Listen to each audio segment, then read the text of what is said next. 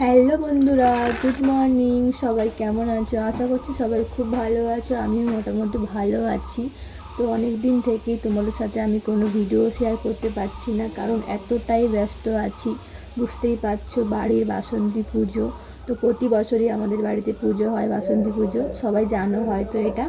তো তার জন্যই জানো তো, পুজো মানেই ঘর দুয়ার সব পরিষ্কার পরিচ্ছন্ন, মোছামুছি, কাচাকাচি।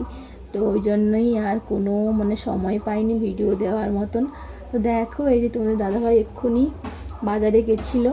তো এই যে সব সবজিগুলো নিয়ে এলো, এগুলো সব আমি পালিয়ে করে এক্ষুনি ঢেলে রাখলাম। এই যে পটল, বেগুন, সজনে ডাঁটা, ঝিঙে, ভেন্ডি, উচ্ছে, আর নিয়ে এসছে এই যে আম, পাকা আম।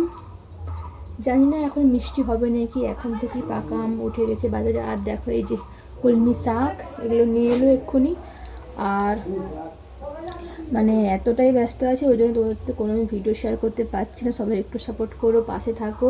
এগুলো সব এখন রেখে দিই, কিছু টিফিনও করব। তো চলো, টাটা সবাইকে। সবাই একটু প্লিজ সাপোর্ট করো, পাশে থেকো।